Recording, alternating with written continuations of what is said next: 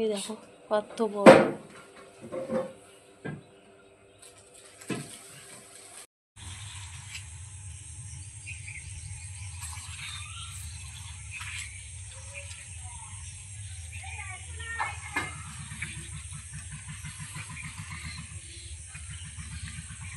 Good morning বন্ধুরা, কেমন আছো তোমরা সবাই? আশা করি খুব ভালো আছো। সরস্বতী ব্লগ চ্যানেলে তোমাদের সবাইকে জানাই অনেক অনেক ভালোবাসা।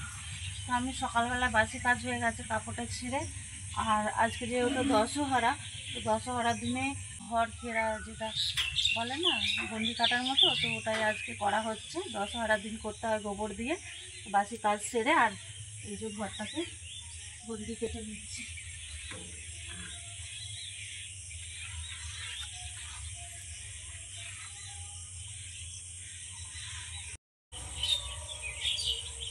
তো হয়ে গেছে কাজ, আর এখন কাজে বেরোবো। ওর জন্য বেরিয়ে পড়েছি, জামা গামছা নিয়ে নিয়েছি, ব্যাগটা নিয়েছি, কারণ ফোনটা নিয়ে যাব, ফোনটা রাখবো সেই জন্য। আর কাজ থেকে কখন আসবো বলতে পারছি না, যেহেতু এটা পুরনের কাজ নয়, রোজের কাজ। তো মনে কর 1টা বেজে যাবে, তার আগে হয়ে যেতে পারে জানি না। এখন 6টা 10 বাজে, সকাল সকাল গেলে সকাল সকাল ছুটি দেয়, তো কটার সময় দেবে জানি না। তো চলো, আমি মাঠে চলে এসেছি। আর এই যে কচু বাড়ি নিড়োতে লেগেছি, ওই যে চাচুনি ওটাই করে নিড়োনা হচ্ছে। আর এই যে কচু বাড়ি মাঠ, তোমাদের দাদাভাই এসেছে, ও একটু অন্য কাজে লেগেছে, তিল মেলতে আর কি, তিল চাড়াতে। আর আমি কচু বাড়ি নিড়োতে লেগেছি। ওর তিল চাড়ানো হয়ে গেলে হয়তো বাড়ি চলে যাবে, কিন্তু আমার টাইম না হলে ছুটি হবে না, এরকম আর কি। তো চলো কাজ করে নিই, কখন যাচ্ছি দেখি কটায় ছুটি দেয়। যেহেতু আজকে দশহরা, ছেলেটাকে বলেছি যে পুজোটা দিয়ে দিতে, কারণ আমার যদি যেতে দেরি হয় না, কারণ অতক্ষণ তো খিদেই থাকতে পারবো না, ওর জন্য বলেছি। থাকতে পারবো না যেমন ধর রোদ্দুরে থাকতে হবে, সেই জন্য। আর ছেলেটাকে বলেছি তুমি পুজোটা দিয়ে দেবে, কি করতে হবে না করতে হবে সব বলে দিয়ে এসেছি। তো আমি মাঠ থেকে চলে এসেছি, এই খানিকক্ষণ আগে এলাম, এসে পাখাটা একটু বসেছি। আর এই যে আনাজ নিয়ে বসে পড়েছি, আমি বসিনি, তোমাদের দাদাভাই কাটবে বলে এগুলোকে নিয়ে এসে রেখেছে। আজকে যেহেতু দশহরা, রান্না করা যাবে না, তো সেই জন্য আমাকে ফোন করে জিজ্ঞাসা করছে যে, ছোটোটা ফোন করেছে, বলছে মা বাপি তো সকাল সকাল চলে এসছে কাজ থেকে, তাহলে ভাতটা বসাবে? আমি আবার বললাম যে না, বসাতে হবে না, আজকে রান্না করতে নেই।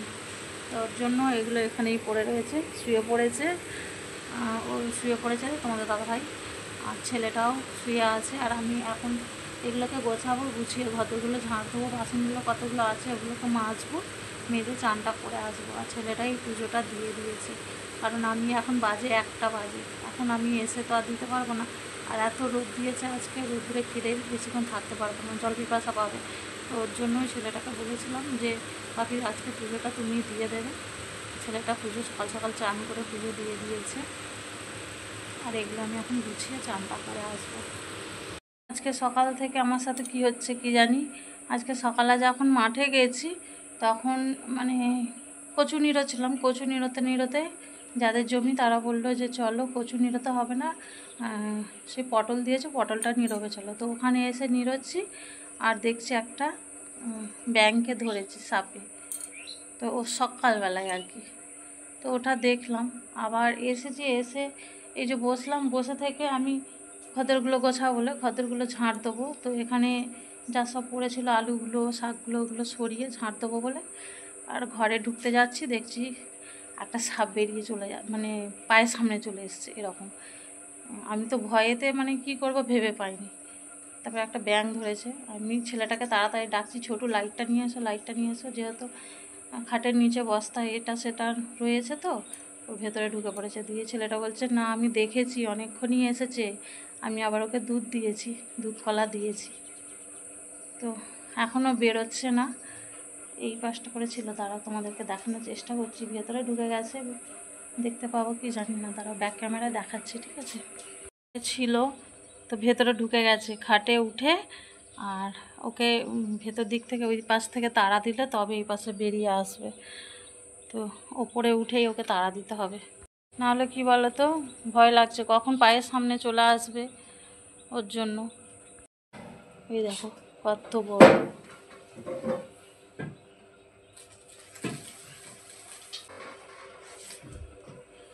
দেখতে পেয়েছো কতখানি ঢুকেছে। এর লেজটা কিন্তু মোটা হয়ে গেছে, ওইদিকে তারাও, হাই যা, কোথায় ঢুকে গেল, এ পাশ দিকে চলে যাবে আস্তে আস্তে। এই দেখো বেরিয়ে যাবে, ওটা দিয়ে বেরিয়ে যাবে, দেখো নিচেটায় এখনো বেরোয়নি, ওখানেই রয়ে গেছে ওই বাথরুম ঘরের ওই দিকে।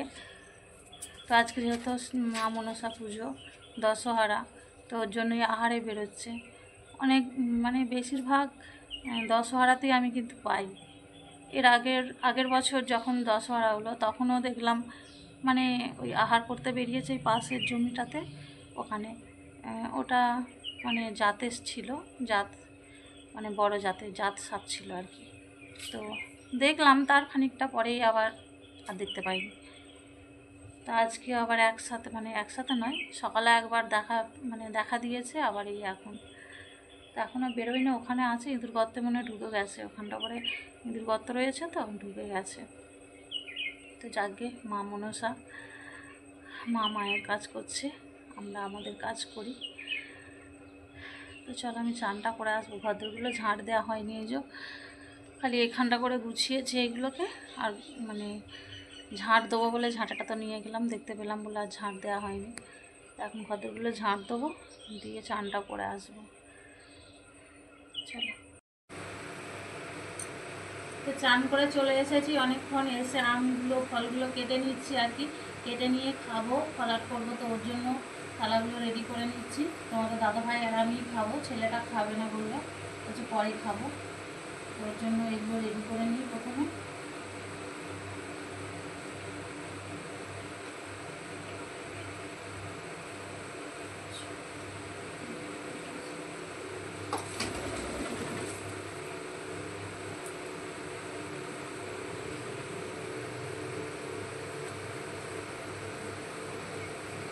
সন্ধে হয়ে গেছে, এখন অন্ধকার হয়ে গেছে, আর খাওয়া দাওয়ার পর অনেকক্ষণই আসিনি তোমাদের সামনে, কারণ বাড়িতে ছিলাম না, খেয়ে নিয়েই কাজ ছিল, একটু কাজে গিয়েছিলাম তিলগুছোতে, মেঘ ধরেছিল প্রচণ্ড, বৃষ্টিও পড়েছে অল্প হালকা আর কি।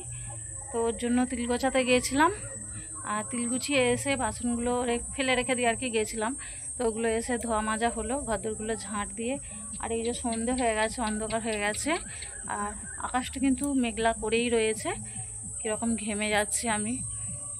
তো ওর জন্য তাড়াতাড়ি করে কাজগুলো গুছিয়ে নিই। আর আজকে রাত্রে রান্না করব না, এমনিতেই রান্না করতাম না, যদিও রাত্রেও ফলার করে নিতাম, যাই হোক খেয়ে নিয়ে চিড়েমুড়কি খেয়ে নিয়ে শুয়ে পড়তাম আজকের দিনটা।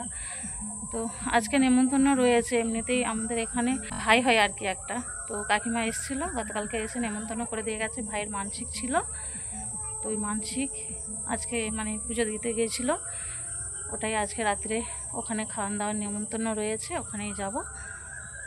তো এটাই।